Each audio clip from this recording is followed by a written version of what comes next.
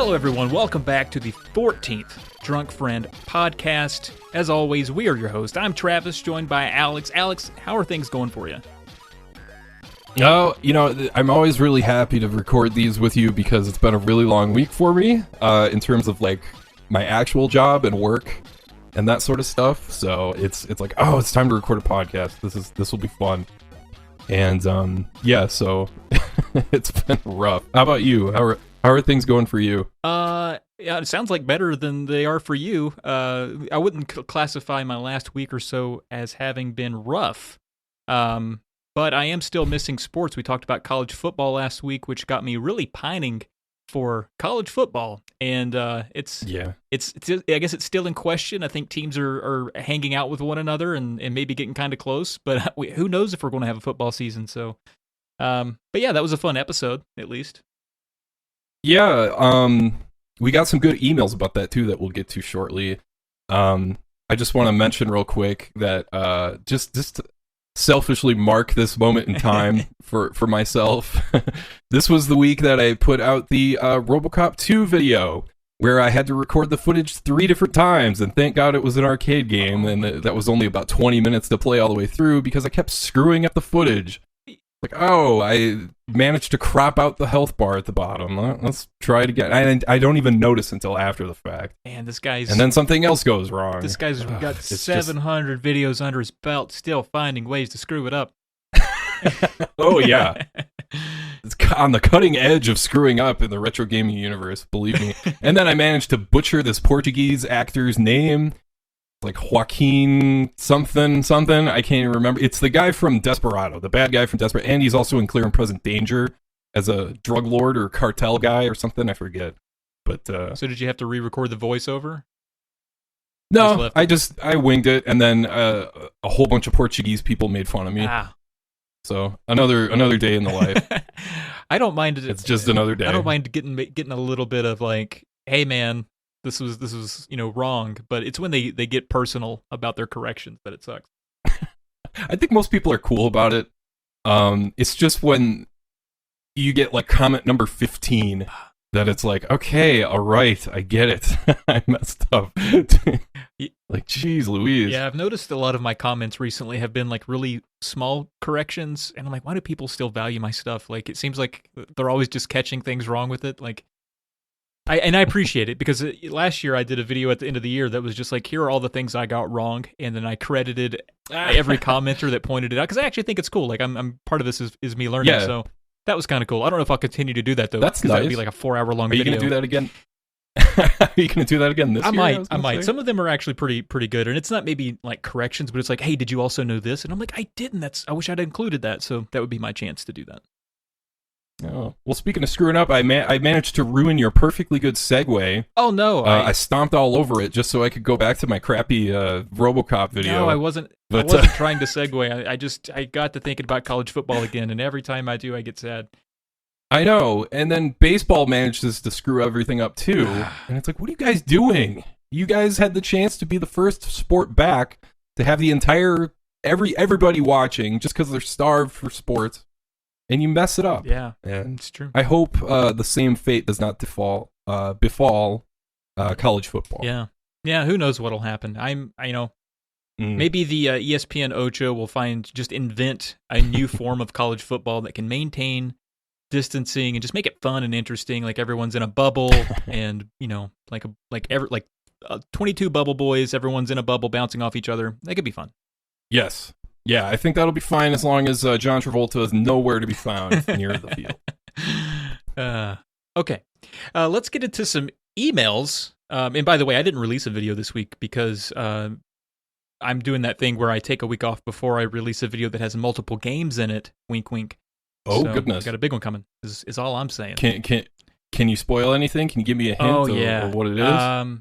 Let's see. Could I give a hint that would let you guess it? Probably not. I'm not that clever. But it's just more wrestling games on the NES. Oh, nice. Yeah, because before I did the WCW and WWF ones, and now I'm doing like the ones that are not, professionally endorsed, affiliated. Yeah, which are pretty fun. They're pretty interesting. So there's that. Okay, so some emails. So this one was from Matt, and he pointed out that we didn't do such a good job discussing purely 90s college football. We kind of made it all about ourselves, Alex, so let's get into it. He says, "Hey, fellas, I must say, I was disappointed that in a podcast about 90s college sports, the only mention of my beloved Nebraska Cornhuskers was our heartbreaking loss in Blacksburg in the early 2000s. It was actually 2011 and 12, so take that, Matt. I heard nothing about our 3 national championships in 4 years, competing for another one and losing to Charlie Ward, our 6 top 10 finishes, and our 1996 team, which is arguably the greatest NCAA football team of all time to this day. And yes, our fan base is stuck in the 90s. If you just do a quick Google search for the last 2 decades of Nebraska football, you'll see why. And I haven't done that yet, but I meant to, but maybe I should later." He says, "In regards to that game in Blacksburg, I unfortunately didn't have the chance to go, but I know several fans who did make the trip, and they all had a very positive experience.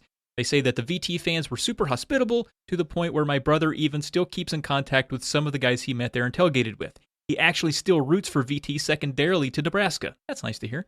"It's nice to know that there are good fan bases out there, because as a fan who has done some traveling, there are some real assholes out there, and no doubt about that." On later, we're going to save the rest of his email for a future question in the podcast, but he also ends it with, "Also, what is a Hokie?" And I'm a Hokie. Gobble, gobble, gobble. Cheers, gents. Matt. Thanks for that email, Matt. We didn't really talk about, I guess, college 90s sports as a whole in terms of greatness. We really tied it into our personal experiences in gaming, but I certainly remember those Cornhusker teams from the 90s, and I think the reason that I mentioned, beating Nebraska in those games as a Hokie fan, it was such a big deal because, while Nebraska might be a little past its prime at that point, it's still a big deal to beat Nebraska at home and at Blacksburg. So that's more of a testament to the caliber of a program Nebraska has and had as to why it's so memorable. So kudos to the Cornhuskers. And yeah, I think all the Cornhusker fans I met were really nice too. It was actually just I remember there were a lot of a friendly competitiveness about which fan base could be more hospitable, to the point that it was kind of gross. Like there was no like hoorahing or booing, no trash talk that you normally get at college football games. It was just people hugging and talking about corn, which just I guess is aggressive niceness. It kind of was, yeah, it kind of was. But that's not all bad. But yeah, thanks, Matt, for that email. Well, all I can say in response to that, I'm not a much of a Virginia Tech guy, to be honest with you, or much of a Nebraska guy. I kind of hated Nebraska when I was younger, when I was growing up, and it was only because they were so good. Oh, yeah. Because I was just sick of them being in every big game. So Tommy Frazier was amazing. He was an incredible player. Dude was sick to watch. I mean, what was the final score of that national championship game? Was it 62-20 something? Oh, yeah. Where he had that unbelievable run for 60 yards or whatever. The guy was unbelievable. But yeah, I just remember hating Nebraska, and I remember finding it very funny that Bo Pelini became the meme that he did. Yeah, and again, I think hating Nebraska is sort of a respect to Nebraska. So there's that. Yeah. Okay. Absolutely. And then we have another email. We got another email from Paul. And let's see. He says, "Hi, I hope you're having a good weekend. Just wanted to stand for my college team, the Auburn Tigers. They are a wonderful team to be a fan of because they barely scrape by on games they should win easily. They lose games they should have been able to win, but most importantly, they win games by miracles when they had no business winning. Every game except the annual Division II game is full of drama, twists, and turns. Unless you're Michigan and you lose to Appalachian State. Have a great week. Love both your channels, Paul." Nice. Yeah. I mean, who doesn't love to watch, what is it, the Iron Bowl? Is that the Alabama? Yeah, it was the Iron Bowl, the Chris Davis with Vern Lundquist on the call, which was just, I saw that happen live. I was at my parents' house, and I was just like, why is Saban going for a field goal here? It makes no sense. It's 57 yards. This dude, Alabama kickers, it's a meme for a reason, and it just became even more of one after that. I was very, very happy to see Alabama lose, though. That was awesome. Nice. Yeah, thanks, Paul. We appreciate it. And yeah, All right. I do know that Auburn stole one of Virginia Tech's esteemed recruits this year, so I'm a little salty with you, Paul, to be quite honest. Oh, to be quite honest, I'm a little upset, really? but that's okay. Really? All right. So our last email here today from Grant. He says, "Hey guys, back again. Sorry to be so chatty. That's okay. Haven't had any long drives to listen to your podcast, so behind. Also, stop being so good. I can't handle all these good YouTube channel suggestions." Just kidding. What's he kidding about? The being so good part? I hope not.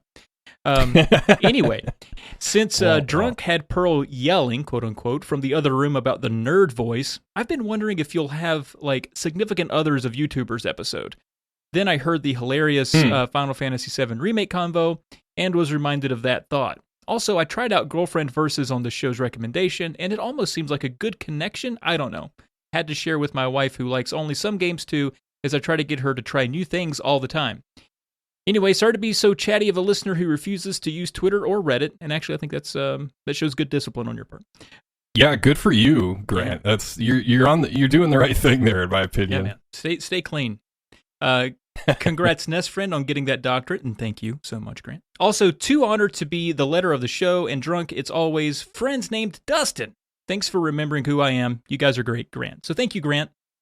We appreciate it. Yeah, Grant's referring to the my friend from grade school who he was super into Bigfoot and monster trucks. And yeah, it's always friends named Dustin that are into Bigfoot and monster trucks and stuff. Yeah. Do you mean like the monster truck named Bigfoot, or he also liked Sasquatch? No, the monster truck named okay. Bigfoot. I believe he was ambivalent about Bigfoot, the mythical creature.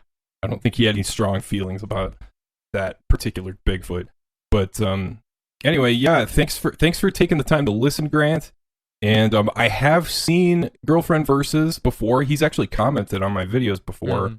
Or maybe it's her behind the YouTube. I don't know. It's him. It's I'm pretty sure it's I'm pretty sure it's him. But yeah, they have some good stuff, entertaining. And it's always interesting to get that kind of side of it. Because you know, Pearl kind of has her own little universe. You know, I'm over here playing like arcade games and Super Nintendo stuff and Super Famicom stuff. She's playing new stuff. you know, stuff. She's kind of a regular gamer. They kept making games after 1998? There's more games after that? What? Are you kidding? Man. Well, oh well. But yeah, no, it's what is she playing now? I think she might actually just be playing the original Silent Hill right now or something like that. But oh yeah, I think I saw a tweet. She was making fun of some interesting commentary from the game. I think it is like Silent Hill. Yeah, it was. You don't have time to stare at the stupid poster or something like that. That's good stuff. Yeah, there's some good writing in those games for sure. Yeah, I don't think. I told my wife the other day I was kind of excited about the milestone, and I was like, "Hey, my YouTube channel just hit 1,000 subscribers," and she was like, "Cool. You do a YouTube thing too?" I was like, "Yeah." So she's not really tapped into what I do, but that's okay. She's got her own thing. I got my own thing, and she's only ever played one game. Actually, this is kind of an interesting, quick story. She wanted to play a video game. Like she got kind of into it at this point 8 years ago. She was like, "I really want to play a game," and I was like, "All right, what can I start her out on?" It's like there's some Kirby's. There's some, like, I was trying to think of like easy stuff that could know be the door, the gateway. And she's like, no. I want to play Skyrim. I saw you playing that, and that looked fun. And I was like, this person, she had never played in a 3D space. She had never used dual stick controls. She never, I don't know, as far as I know, hadn't held a controller since she was like 8. I was like, I don't know how that's going to work, but yeah, we can try it. And it did take her a little bit of time. Like, I think when she first started out, like going upstairs, her character would just be nose first into the wall, just kind of scaling up. Like she couldn't get down that 3D space. But I will say, after hours and hours, she ended up beating that game twice. She ended up, wow, because she just loved it. So I thought that was incredible. But again, she's not on the pulse of games. She doesn't really care about the stuff that I do or the stuff that I make. She totally like is cool with me doing it. So yeah, it's just interesting. Different strokes for different folks. But that's how it goes sometimes. The way you were leading up to that, I thought you were going to say, I really want to play Dark Souls. You sure about that? Yeah, but, gosh. Yeah. Skyrim, yeah, that's another one though. That's interesting. So how long did it take her to? You said it took what, like a few days of playing a few hours a day for her to finally get like a real grip on not only the controls but like what am I supposed to do, where am I supposed to go, that sort of thing. Yeah, she had the, I guess, the benefit of watching me play it a little bit, and that's really what inspired her. So she knew the loop of the game, what you were supposed to do, and all of that. It was just, like you said, getting a grip of the controls to be able to do it. And she's the kind of person that will like read anything she picks up and inspect everything. And I'm not like that. I can almost immediately, my experience in games tells me like I know that's important, that's not important. So I end up glossing over certain things. She was just taking it all in. She was extremely into it. And it probably took. I'm trying to remember. There were some times where she got really frustrated and she was like, I can't. The controls and like combat was hard for her because it's real time. But she kept at it. I was, really impressed. She basically powered up her magic and just kept a distance from everything and shot everything from the darkness. So, sweet. Yeah, it was really cool to watch. You're not one of those people that checks everything? Like when it comes to like role-playing games, I mean? Like, oh man, you'd hate the Lufia games then because you really do need to check everything multiple times. I'm Breath of Fire. I'm always looking for the stuff because I have the collection itch. But if I like pull out like think about modern games, if there's like an audio log or like some long piece of story that was written and hidden in a desk, and I'm probably not going to read all of that. I'll skim through it and see like is there anything in here that seems like it's important, because I feel like a lot of games nowadays just have filler for the sake of filler. Just like look how deep our lore is. There was a 22-page book in this guy's desk. Like thanks. And you open the first page. It was a dark and stormy night. Yeah, exactly. Whereas read through this whole like novel of crap. Yeah. But my wife, Skyrim has tons of that, and she read all the books. Wow. Yeah, she was so into it. Yeah, pretty cool. I'll be darned. She hasn't touched a video game since. She got excited, played. She liked it so much she never played it. She just retired. They raised her controller to the rafters. Retired the controller. Yep. It's hanging over our kitchen right now. Yeah. It's nice. All right. Well, let's without further ado, let's get to this episode's guest. This guy, he kind of came on my radar relatively recently. I would say within the last 2 years or so, and just kind of interacting with me on Twitter and stuff like that. And to be honest, out of the gate, I didn't really know he had a YouTube channel. And I finally dug in on that and was blown away by the quality, all of the topics he approaches, a lot of really cool organizational collection stuff that I think there's a lot of that stuff out there, but this guy really sets himself apart in doing that. So it's not a channel that's prolific in terms of like numbers of videos or subscriber base or anything like that, but it should be because it's really solid. He has some of the most useful content out there for retro gamers because he addresses the problem that all of us face as whether you collect a whole lot or not, or whether you have only 10 games or 20 or even just a few for only just a couple systems or maybe even only one system. Point is, you got to find a place to put your games. And this guy comes up with all sorts of cool crafty solutions of like what to do with these things. And my favorite thing, and it's his most popular video, is these mini boxes he came up with. He makes them himself. He prints them out himself, and he shows you how to do that through his videos. And they're just fantastic. They're great to watch. They're very professionally made. And if you're any kind of retro gaming person, I can't imagine you would be if you're listening to this podcast. But if you happen to be of that mindset, you got to check this guy's channel out because he has a lot of useful information. All right, so Andy's a fun interview to boot. So coming up, TopSpot123. Okay, first of all, TopSpot, thank you so much for taking the time to join us here on DrunkFriend. Well, it's really more like thank you for having me on. I'm not really sure yet what I'm doing here, but thanks for inviting me. It's a lot bigger room than I imagined. Yeah, it's a big DrunkFriend room. You got to have a lot of room when you flail after a big drunken time. But yeah, as is tradition on the show, speaking of Drunk Friend, we have to ask if you are drinking a beverage, what it is. Well, I got the world's finest fire water, minus the fire, because it's just tap water. Oh. Hey, nothing wrong with that, man. Well done. Yeah. I'm drinking something close to that. It's just a Sam Adams. So I'm not too far removed from tap water at this point, I don't think. Does Sam Adams even make a regular beer anymore? They have so many like offshoots and stuff. Yeah, no, I have a joke with my friends. It's like the worst beer in a Sam Adams, like the variety pack is always the Sam Adams. It's like, it's like, man, this variety pack would be awesome if it didn't have Sam Adams in it. Usually, I feel like their offshoots are usually pretty good, but this actually is an offshoot. It's the Sam 76 lager. I don't know what's so different about it, but so it's okay. Very patriotic. Yeah, maybe that's it. Yeah, I was thinking like 1976, like maybe this was the year they bottled it, and it was like vintage. But yeah, you're probably right. It's probably patriotic. What else happened in 1976? I think Rocky won Best Picture.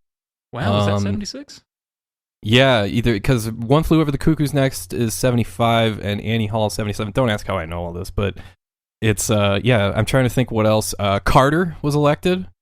Maybe it's you say all the time your memory is terrible, and then you go through spells where you're just naming the best movies of 1976. I couldn't name another movie that came out in 76, but I know Rocky. Well, I'm drinking a what do you call it? It's a local brewery here called Tractor Brewing, and they have a blood orange cider, and it's very tasty. Nice. It's also 6.9%, which is nice. Wow, yeah, that's impressive, actually. I was going to make fun of you because it was a cider, and I was going to say that somehow me drinking the Sam Adams, I was drinking the heavy bevy tonight, but 6.9 is pretty good. That'll get you there. Yeah, man. Oh, it's getting me there, yeah. Very cool. All right, well, let's get into this interview. So, Top, your channel covers gaming in a few different ways and from a few different angles. How would you describe your YouTube channel? Well, ever since I first got into video games, I kind of just never got rid of the stuff that I got. So before I knew it, it was a collection.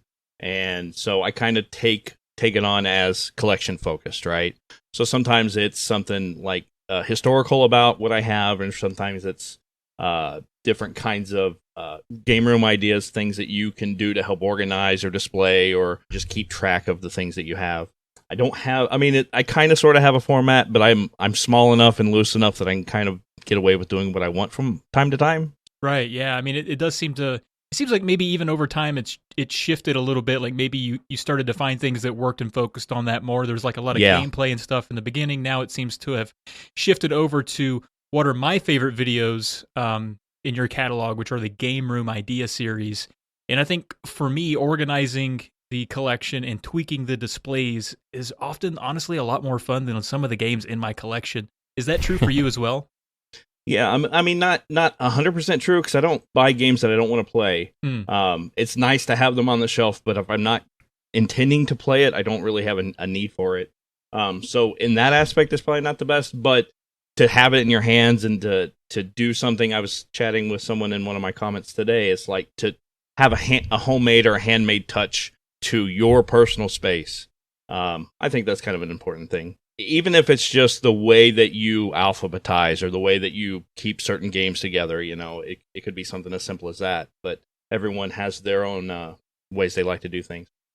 Yeah, like for some people like to put like any Zelda game as Z. Yeah. And that used to drive me insane. It's The Legend of Zelda. It's not, just the pedantic in me went crazy. But now I'm like, hey, it's your collection. You do what you want with it. So like if you know where to find it, that's usually good enough, right? Yeah, exactly. Yeah. Yeah, like the big one for me being an NES guy is separating my Contras, because you got Contra, Contra and Force, C. and Super C. It's like, that's got to go with the C's. It has to. Yeah, it has to. I definitely, generally, I keep all the sequels, and regardless of the titles, I keep them all together too. Yeah, the one that drives me crazy in Super Nintendo is that there's Madden 93, 94, 95, but the first Madden is John Madden Football. And it's like, I'm not sticking this by itself in the J's next to, what else is in the... James Pond or something? Yeah, James Pond. There you go. I don't even know what else there would be. It's like it's on an island over there, so I'm sticking it with the rest of the Maddens. But if you want to go like really, really crazy, the first few systems that I had, and I still think this way because it's in my brain, I just kept them in order that I acquired them. Like, that was what made sense to me. So I didn't bother alphabetizing. Wow, that's interesting. I couldn't do that now, but I could definitely see, like, as a kid having like a really tight collection, like completely knowing like this is the new shiny thing. It goes on the end. Right. Yeah, exactly. Right. That's really interesting. So thinking about that, in terms of like you said, when you as a kid you didn't really, I guess, consider it a collection, but has that always been a part of you, like collecting and organizing things? Is that something that extends even outside of gaming for you? Well, my mom probably wouldn't say organizing is part of it, but collecting definitely, yeah. I don't know, like, and I don't want to get too heavy or anything. We grew up not like dirt poor, but we grew up poor enough that like you really kind of treasured the things that you got. And I think that little bit has stuck in my brain ever since. So when I'm ever actually able to acquire something, it's like real special to me. You know, even though now I'm buying it with my own money and, you know, planning for the purchase, but like that I've achieved a point where I could have this, that meant something, right? And it's kind of a little broken thing in my brain. I mean, I'm not a hoarder. I don't have like newspapers from the last 20 years sitting behind me, but I for sure, just really like the things. If I'm into something, I kind of sort of get over into it. I guess I'd put it that way. Anybody that is listening and that is unfamiliar with your channel, I implore you to go check out. It's just TopSpot123 on YouTube, because I was watching it earlier and I seriously like gasped out loud when I saw the mini boxes that you made for Game Boy. Holy cow, those are freaking awesome. Most popular video, for sure. Yeah, and I can see why, because it's such a... How did you come up with that idea? And, like, what kind of process goes into, like... It's like, well, I want to make a mini box. Like, how does that happen?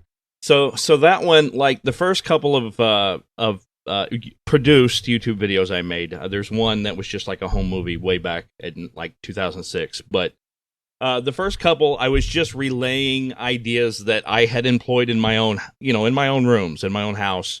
I thought, well, these are kind of clever solutions to these bigger problems that would happen if you have a big game collection. Well, I kind of got through all those and I didn't have any other content, right?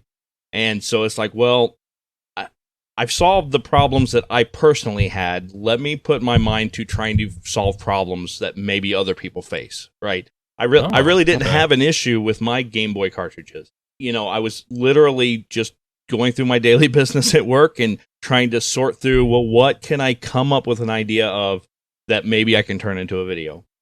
And that one in particular started off, it was just going to be, I was going to make some kind of a sleeve, some kind of a paper sleeve, so that, because Game Boy games, as you know, you can't identify what they are unless they're face forward, right?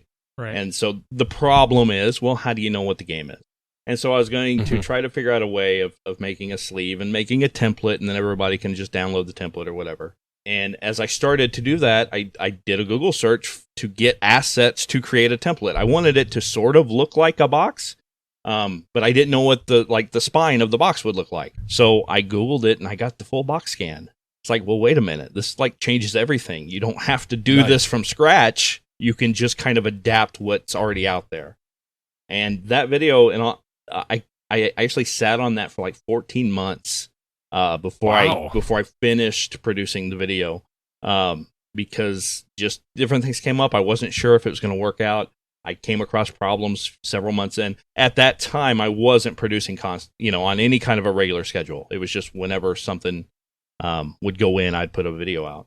But I worked on it. I think I made a pretty good video out of it, and I launched it. Yeah, I've really enjoyed that video. I still get good feedback from that even now. Yeah, it's absolutely incredible. And to speak to that, I mean, 14 months, that's insane. Like, Alex and I talk all the time about how nice it is to get sort of that instant feedback. Like, knowing me, that video would have been a 3-part video that I would have released over time, just so that I could keep getting feedback on the work that I've been doing. So to sit on that idea for that long and then put it out, that's pretty interesting. And you're really thorough. Like, you don't really leave a stone unturned, to the point that you'll do something you kind of already know is a bad idea, just to prove it for viewers. Right. Is that how you are all the time? Does your job require you to be that way? Like, where does that come from? Well, that's a good question. I don't know, actually. Basically, what it really comes from? I will say one thing about listening to DrunkFriend is the people you've had on are so relatable because, like, I look up to all you guys, but it sounds like nobody really knows what they're doing. And where that comes from for me, trying to be thorough like that is to head off any negative feedback or bad comments. So I want to be ahead of them, right? And kind of tell you right up front, I know this is not going to work, but let's see why. And part of it too is just the insecurity of not wanting to put up something bad, So I'm going to go through as stringent a process as I can to try to get it refined to a point that it's, acceptable for people to watch. Right on. Because I definitely, of all things, I just don't want to waste people's time, Yeah, I was going to say, the thing that I always get hung up on is this video useful? Yeah. Like, will people get a use out of this video somehow? And your channel is one of the most useful, retro gaming channels out there because it's something everybody has to deal with. Like you said, it's, what do I do with all this stuff that I've accumulated? Yeah. And, I have, a personal thing that I wanted to get your feedback on, because I was just watching your review of the, what are those game cases called? The customgamecases.com. Custom game cases. Yeah, those folks. See, I have I think 45 or 46 Super Nintendo boxes. They're in box protectors. Meanwhile, the cartridges I have probably more than 150 at this point.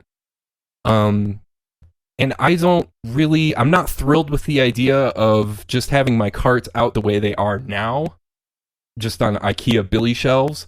But I also am not thrilled with the idea of doubling up on the display with a case, because in some cases I've got the box and then I'll have a case. Do you know what I mean? Yeah, I know exactly what you mean. Yeah, it would be redundant to have the game on mine are displays. stored that way. I've got cartridges in one place and all the boxes in another. So I'm living that reality right now. Yeah, so what's your thoughts on that? Are you okay with that, or would you rather just have... Well, see, I'm thinking about making mini boxes. Those are awesome. Yeah, they're pretty attractive, and what I like about them, especially if your shelves are pretty full, like I showed in the video, you actually can lay them to the so they go deep into the shelf and still see what the game is. So it doesn't take up vertical space, right? But anyway, I'm kind of getting into the weeds on it. What's my thoughts on it? I mean, this is one of those things that we all talk about when you have a collection. You just got to find what you think is best for you. I've got some ideas that a video that I plan to make later in the year about media shelving that's going to kind of address that and Nintendo 64 cartridges in a different way that I haven't seen people do yet.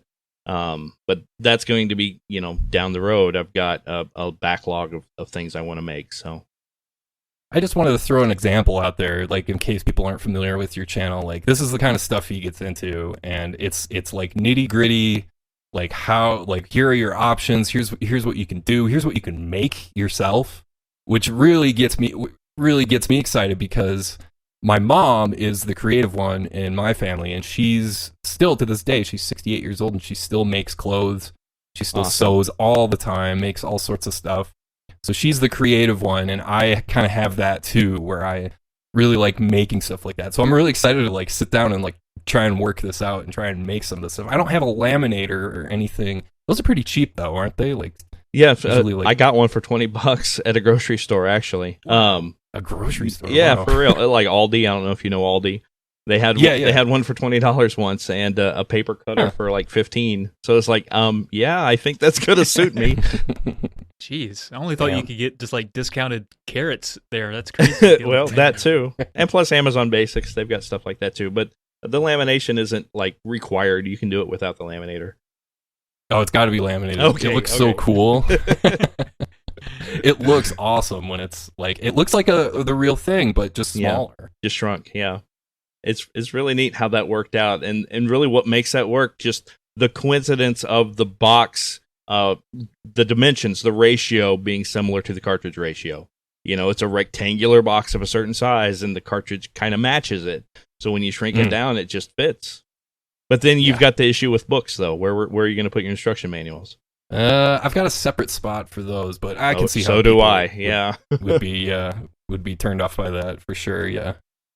Yeah, and speaking of like, I think there are a few channels out there that dabble in display ideas and that kind of thing, but I think what really sets yours apart is that, and I mentioned this earlier, you really leave no stone unturned, and I was really taken aback because I was watching a few of your videos that I'd actually already watched just to prime for this interview, and I was like, man, he really doesn't leave anything out. Like, I've watched tutorial videos that go from like step A to step B, but I feel like there should have been like an A.5 in there to get me to that point. But you really take the time to, you talk about, okay, so you're going to find this thing you want on this website, you're going to go here, but you might find out that it's not the right size because it's inconsistent. So here's actually how you would change it if it were the wrong size. So you basically go ahead, you catch like anything that could go wrong.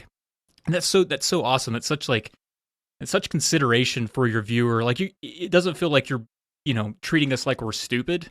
Well, that's the struggle is I don't want to condescend to anybody. So it's like, do I really need these next 6 sentences, right? Are people, so like if I've done a similar project, a lot of times I will drop out some of those steps because like you've seen me do something just like this 4 times already, right? So just like, I hope these people have seen my previous ones, but that's just kind of the compromises you've got to make to kind of keep it peppy. Yeah, and I think you have a great balance. And on top of that, I think part of what makes it easy to follow and understand, because I sometimes will watch those videos and get inspired, but they don't really teach me enough to do it on my own. But you have these editing skills where you actually show things sort of being cut and done and manipulated. And where does that come from? Like your video editing skills are, from where I sit, like just basically dabbling in YouTube. I have no editing skills. If my software didn't have the 4 transitions it had, my videos wouldn't have any pizzazz. Well, I think your editing is fine, by the way. Well, thank you. Yeah. I can't tell you where I got that from. It's really just from having consumed video content my whole life, movies and just being big into YouTube and kind of being self-taught, really. I just pay a lot of attention to how, like, the people who I look up to, how do they do these things? How do they tell their stories? And I kind of steal from everybody. Trav, I just stole from you. The video I put up yesterday has a little bit in there as an homage to you. So if you get a chance to watch it, you'll see. Yeah. Folks, you should check that out. It's when E3 came to your mailbox. It's pretty cool. I haven't seen, I'm at 4 minutes and 36 seconds in. I haven't finished it. So, but I plan to. But yes. You'll come across. There's a little bit in there that is just for you. Oh, thank you. You're awesome. Yeah. But yeah, so like, do you get compliments on the editing skills? Because I feel like it's so well done. And I skimmed through the comments and no one's like, wow, that was cool editing. But I'm maybe just an editing nerd. I don't know. Right. I get comments like that from time to time, mostly earlier on when I was, collecting more subscribers. Most of the people who watch me now, it's like a consistent group, I feel like. So even though I do have some videos take off a little bit, I don't get as many of those comments these days. And I don't think my editing has gotten worse. I just think people kind of know what to expect if they've been following the channel for a while. So I appreciate you saying it, though. It really does mean a lot. That's honestly of the whole bit, coming up with the ideas for whatever the video might be, and editing is my absolute favorite part. I don't think I'm good enough to be an editor for somebody else, but it truly is my favorite bit, part of the process. I suffer through the parts I don't like just so I can get to the editing. And, it's like creating something from nothing. You've got all these disparate pieces, but you've got to piece them together into something that makes sense. So that's what I like to do. That's what's cool about editing, I think, is that it's not that hard, at least not to me, to kind of just get the grasp of, because it's really is just monkey see, monkey do. It's like you just try and replicate the rhythm you're used to seeing on TV, on YouTube, anywhere. And you do really pick up your own sense of rhythm based on how you talk and what you're talking about and that sort of stuff. What you're doing, though, is you're not using game footage all that much. You're using more of like a point and shoot kind of a camera setup. Right. And you've got like what I'm trying to get at is that I tried doing that myself and it just wasn't good. It didn't look good. I did this like Nintendo Power kind of a thing where I had a GoPro and a tripod kind of pointing straight down at it, and it just nothing I did seemed to like work or like look good or just kind of fit my eye. Do you have that problem at all, or have you been doing this long enough now where you know exactly what to expect? No, I do. I have no idea what to do. I constantly create video that's no good to use, and I have to do it 2, 3, or 4 times. The customvideocases.com video, I shot that entire thing front to back 3 times, all because like I had my ISO setting set to automatic. So every time it would catch a reflection, it would jump to dark real fast for no reason, right? And I wanted a good, clean, consistent look across that video. I'm learning a lot. Shooting is one of my least favorite parts. I really hate to actually film. I wish I was doing gameplay video sometimes because I think that wouldn't bum me out as much. But it helps. My wife is actually a professional photographer. Her specialty is still photography, but she still knows enough to help me out. Sometimes the issue is I can't really find the right words to communicate the look I'm trying to go for. I just have to like grunt out as best I can what I want this to look like. But she's patient with me and she gives me a hand, and yeah. There's just so many variables. Like there's light, there's color, there's all this like crap and then there's stuff out of my control, like all this dog fur everywhere, and it's like invades my shots, and I'm like, oh man, what am I gonna do? And I hate it because it's like there's too much stuff going on that's you have to account for. There's sound, sometimes, and it's just ugh. So when I see stuff put on display and it looks like really clean, like the way that you do it, I have to point it out because it's like I know that's really hard to do, to make it look as nice as you do with like the correct lighting, so you can properly see like the sheen that you put on things, or whatever the case may be. So I appreciate that. Well, thank you. And again, I'm just doing my best. I've messed up a few of my videos because I had the wrong frame rate set or whatever. But most of the time with the project videos, I'm kind of one and done. So it's like I only bought enough supplies to make this once. So I better get it right the first time. And that's part of the planning process too. And why I'm so, I don't want to say I'm thoughtful about it, but why I put so much thought into it beforehand, because I just don't have the time or the materials to waste and try it 16 times before I get it right, And then part of it too is like trying to head off all those mistakes so that I can prevent other people from making them as part of my narrative, Sure. Yeah, I was wondering like how often the oopsies that you talk about are the things that you discovered along the way that actually stopped the video making momentum. Like how many times are you like, oh, this is a good idea, I'll film this part, I'm going to do this. Oh, that was a terrible outcome. And then you sort of have to reframe the narrative a little bit to say, actually, this was a bad idea. Like, is that part of it, or is it all kind of figured out before you script it? No, it's extremely frequently what you mentioned. So, like, I write the script based on how I believe it's going to happen. I try to adhere to that because writing the script also kind of gives me a shooting script. So I know all the shots that I need to get. But then shooting makes me go back and revise the script, and then it's a real back and forth process. The mini game box thing, midway through the video, I mentioned I do this whole production where, well, if you're going to laminate it, you also have to use the spray glue, because if you don't, the box might come apart in a way that you wouldn't be satisfied with, right? Right. The only reason I know that is because that happened to all my boxes. Oh, no. and I had to start over. It's like, is this going to scrap this video idea, or am I going to figure out a solution for it? And I, found a solution that didn't make too much more effort, into it, and that made it into the video. That was just coming off at the bottom. Was it coming off like on the edges too? Mostly like where you would fold it. It could be around the cut edges, because really lamination is made to stick to itself. It sort of sticks to the paper, but it really sticks to itself. So if you cut off the areas where the lamination meets, there's nothing really there for it to stick to that much anymore. Gotcha. It sticks somewhat, but by adding that spray adhesive, it just solved the whole thing, and they look, pretty good. Very cool. Man, I'm so excited to make some of my own boxes. I'm sure I'm going to screw it up and then, be like, oh, what am I doing wrong? Everybody, the video again. I tell them just make at least one. Treat yourself. Yeah. Do one and then make it your favorite game or whatever you want it to be. Because like you said, you get hundreds of cartridges. That would be a definite time sink if you were going to try to do them all. But if you got a favorite, make one and make a little display out of it. I'm thinking Super Famicom would be good because I've got a few loose cartridges that don't really have an end label. In fact, let me take a look at this real quick. Yeah. There's no end label on Super Famicom cartridges. It's just the front base label. I forgot about that.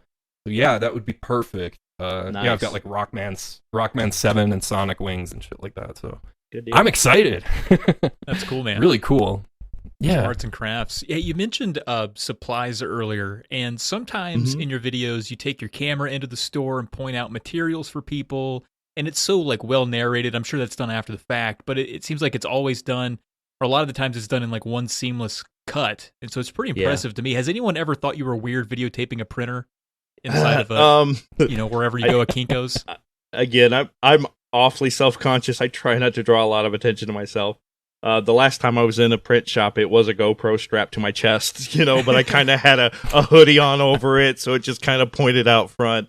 So yeah, I try not to make a big... other people, they just film whatever, they live stream wherever they are, but I'm just not bold like that, and I just don't want anybody to hassle me, so I try not to make it a big production. So I'll just whip out my phone and grab some footage or something like that. Yeah, I was curious about that because I think I'm the same way. Like, even at cons, like if I wanted to take a video of something, I still feel even though everyone has their phones out. I just don't. Yeah, it's just not part of my personality is to videotape and do things like that out, in front of people. I don't know why, but I'm with you. Yeah, I was curious about that. Like, yeah, is it because it's not like you're in like an animal shop or like a pet shop or something. Like you're literally just looking at printer paper, taking a video, and like, what do people think you're up to with that? Well, the store is pretty cleared out at that time, so yeah, there weren't too many people around. I think we're probably just too old. Like our first instinct is to actually look with our eyes instead of look through our cameras on our phone. Yeah, it could be it. I've noticed that with younger kids. Like my girlfriend's niece is 14, and just everything is she sees it through her camera before she sees it with her eyes. And it's kind of frustrating because it's like, don't you get sick of that? But I guess the answer is no. It's just they don't even think about it. Whereas me, that's their world. I'm not thinking about my phone when I see like a concert or when I'm doing something or I don't know.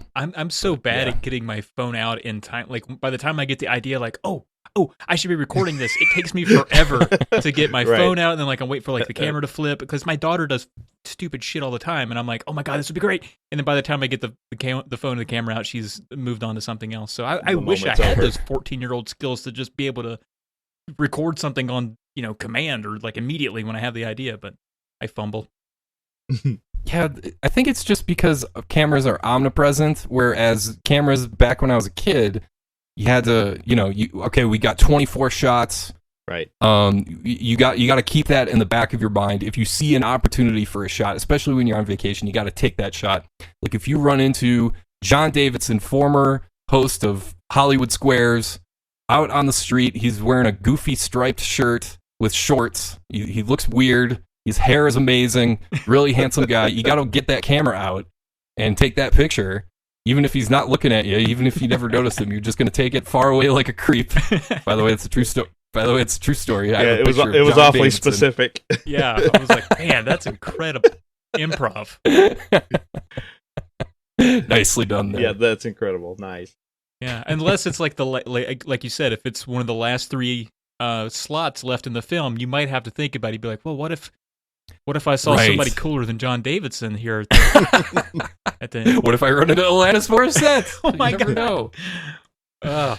Speaking of humor, TopSpot, you find really sneaky ways to embed humor in your videos that, you from an outsider, maybe people listening to this that maybe they don't care about, fancying up their collection. You might just sound to them like some boring Martha Stewart tutorial guy, but I managed to catch some real funny stuff in your videos every now and then. Are there any little gags you're most proud of or ones that you think go unfairly unnoticed?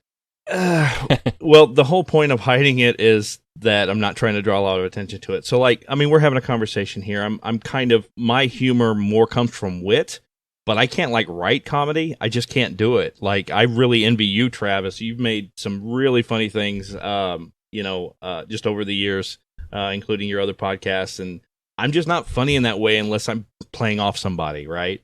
So I do the best I can, right? It's just an idea occurs to me, and I'll throw it in, and maybe someone will catch it. It's kind of that MST3K thing. Like, I bet no one is going to notice this, but the people who do, they're going to really think it's funny. But sometimes I think I undersell it so much that you don't even know a joke was there. So it's something I'm trying to work on. Well, I appreciate you saying what you did, and I discovered one in a rewatch of one of your videos last night that I somehow missed before, and it's kind of an obvious low-hanging fruit joke, but you did hide it perfectly because you build onto this thing about how you have to get the right size paper to fit your DVD cases. You have to get the right size paper. Some are different. You can tape them together. That's a bad idea because the tape will melt inside the laser jet. All that's all good. Then you get to talking about the A4 printer paper, like, hey, this right here could be a good size, and you've built this like. You sort of, every printer paper size you've mentioned so far has been like not quite good enough. And then you get to the A4 and you say, and this one has a height of 11.69 inches. Nice.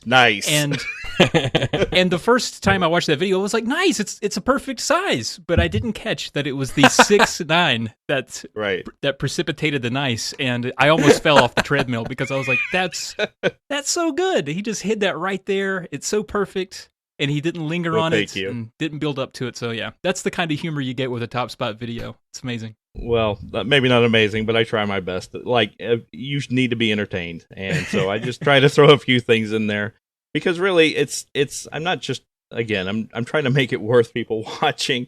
So if I could throw a nice joke in there or whatever. My favorite one I ever did, I actually put this on Twitter a while back. I did this out of the blue Beverly Hillbillies reference when I was talking about printers. Because everyone was commenting to me how much printer ink was, right? And it is expensive. I understand it's expensive. But, like, if you're going to do a home project, sometimes you just got to do it if that's what you're going to do. But so I showed all these comments where people were concerned with the price of the printer ink. And so I kind of likened it to oil for the Beverly Hillbillies. So I said it was the Bubble Jet Crude ink, that is, black gold Technicolor T. Nice. And so that was kind of a funny bit all by itself. But in that moment, I had a bunch of printers sweep by the screen, and one of them was an Epson printer, but I changed the logo to say Ebson, which Buddy Ebson played Jed Clampett. So that was my little joke to myself, because I knew it's so small, no one's really going to see or notice this. But, like, I'm going to put this joke out there. I let the video sit a year, and I revealed that the joke was there the whole time. So that one was one, I don't know where these thoughts come from, but I was particularly proud of that one. They're like just little Easter eggs. I enjoy it. Yeah, it's good stuff. That's what's so much fun about Mystery Science Theater, since you brought that up. I remember watching... You know, when you discover something like that, something little like that, you feel like the video is made just for you. Exactly. That's my favorite part of that. I remember Mystery Science Theater referenced Al Noga, who's a former Minnesota Vikings defensive end, and he was not a star, but he wasn't a bum either. Nobody knew about this guy, but I had some of his football cards. I was like, did he just say Al Noga? Like, like, why would he? Number one, why would he say that? Number two, how do they know who Al Noga is? Like, this is crazy. So at that point, like, I thought that show was like made specifically for me. Right. So all stuff like that is always going to be a huge hit, in my opinion. It can't not work, except for at least some people out there. Yeah, that's incredible. So digging through your catalog, there is a video on there. It's 8 hours long, and it's of you earning 1 point in Desert Bus, the notoriously long and boring Penn and Teller quote-unquote minigame. Do you care to elaborate on that experience? And I think there was probably a charity involved, but what was that all about, and what was that experience like? Okay, so that was like one of my gaming bucket list items, right? I've known about the game since it was going to be released, and eventually got leaked to the internet. So what it's about is, I don't know if you guys are familiar with Desert Bus for Hope. They're an annual charity event. They play that game for basically a week nonstop, with all the proceeds that they raise going to Child's Play charity. So one year when they started up the game, I started up and bussed along with them for the first 8 hours, right? So they were keeping me company by doing their live stream charity, and I was crossing this bucket list item off my list.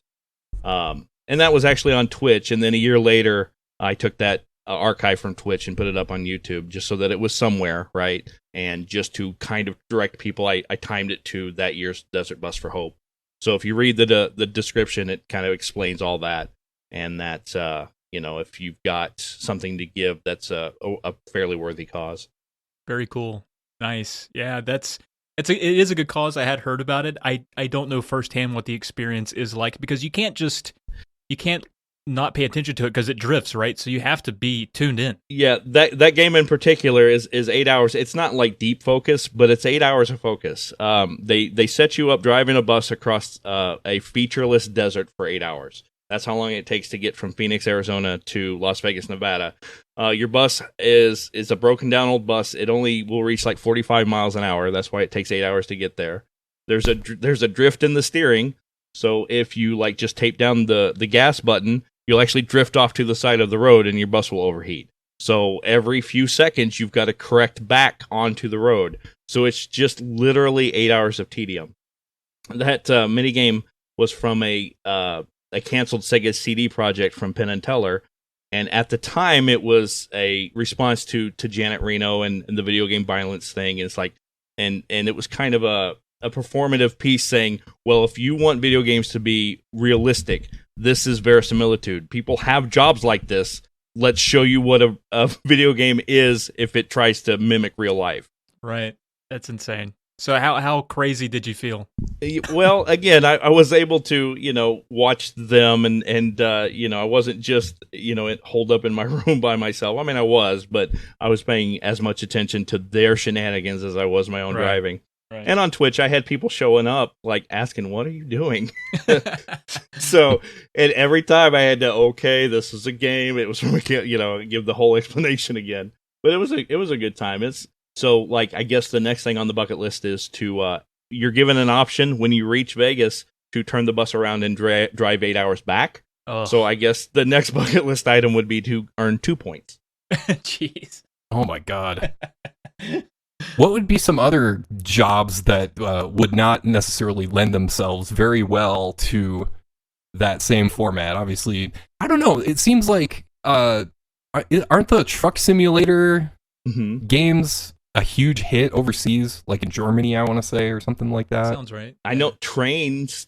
There's a bunch of train games. Yeah, I don't know. Yeah, you don't even have to steer that. Like, you can just chill. Good point. Right? Yeah. Yeah, some people dig that stuff. I can't understand why. I have a hard time relating to that. But train game is the easy mode for Desert Bus.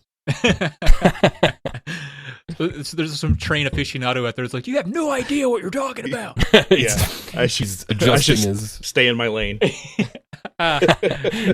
Well done. Adjusting his conductor hat. How dare you? That's awesome. So I think we're probably nearing the end of some questions here. I'll just go ahead and ask, and you sort of alluded to a couple, but what were your inspirations for starting your YouTube channel, if any? Maybe you just started it for yourself, but what would you say those inspirations are? Pretty easy. Like, everyone's going to say, angry video game nerd. And it wasn't that I ever thought I could do anything like he did. I'm not that personality type, and I'm not confident enough to try to be funny like that. But he just showed that as a guy, you can just put a video out, right? And I was big into YouTube from the very beginning, and YouTube has changed so much over the years. Like, people don't even really know, but I've been watching it really since it all began. And so I've had a lot of influences for editing. Honestly, people don't talk about zero punctuation enough to show how you can match images to your script. And they influenced like extra credits, which I also watched a lot of. And just as far as, my first few videos, like, it was me trying to show a funny internet picture for like every noun and verb. Like, it was kind of ridiculous. And then I kind of chilled out with that. because it was like cuts all the time.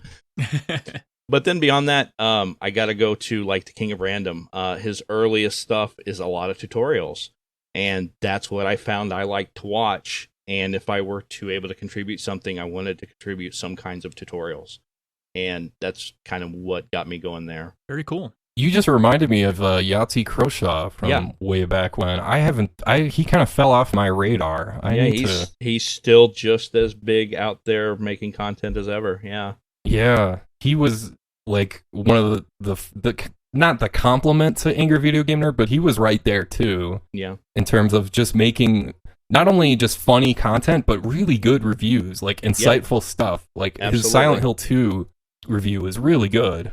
Yeah, it was definitely something that growing up and seeing people can do this and how they do it, and again, I just try to crib notes as best I can from as many places as I can. That's very cool. Yeah. Right on. Speaking of Yahtzee Croshaw and Zero Punctuation, I would say of all of the YouTube content that I soak in, I find his stuff to be the most rewatchable because again, it goes so fast. You miss jokes all the time.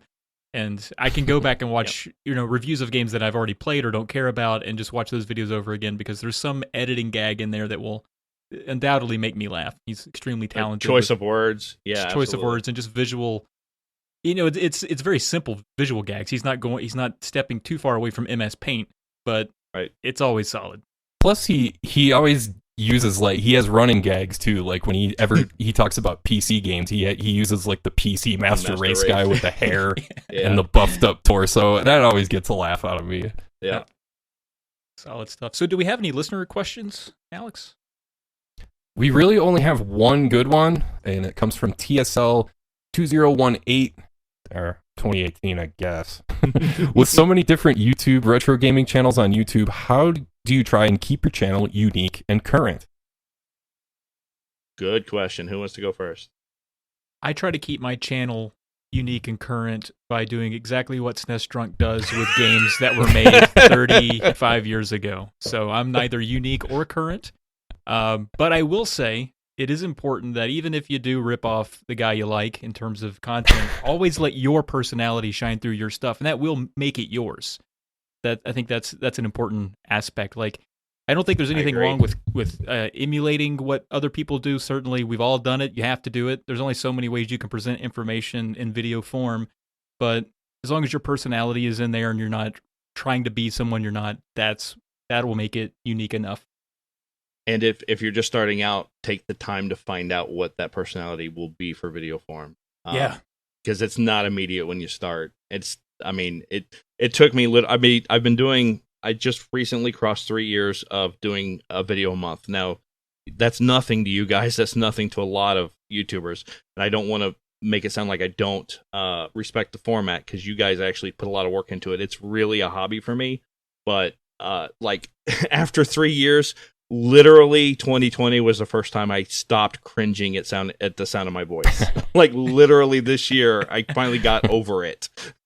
Yeah. Yeah, it's easier said than done getting your personality across on scripts or just through the written word, basically, or through voiceovers for that matter. There's kind of two layers to it. Like, for example, my dad is like probably the smartest and definitely the most well-read guy I've ever known.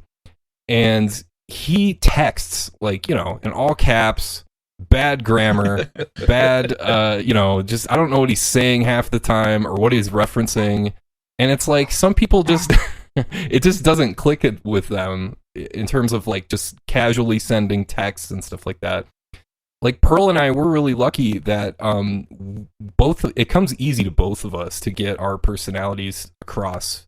Whether it's casually, like if we're just talking to each other online or talking to other people online, it's always kind of come naturally, but it does take practice, that's for sure. I'm lucky in that I was kind of I've been on the internet since the AOL days when I was 14 years old back in the mid 90s, and even before that it was Prodigy.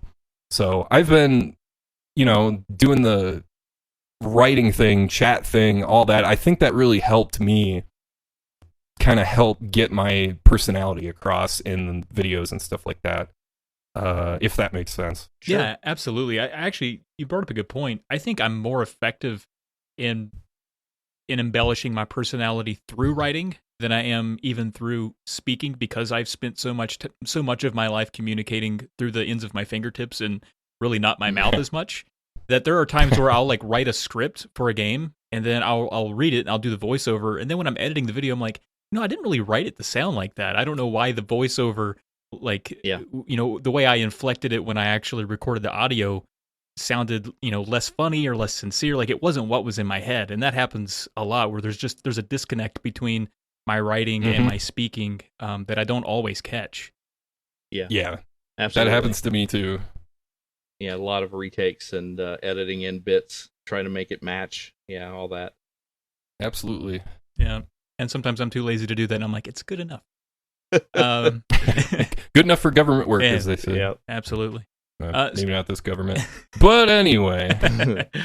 So, Topper, before we close out here, a little over a week ago, you sent me a message with a link to a video from a channel I had not seen before, Genovi. And in that video, he highlighted what he thought were the best channels under 2,000 subs within the retro gaming community, of course. And I was surprised to find NestFriend featured there.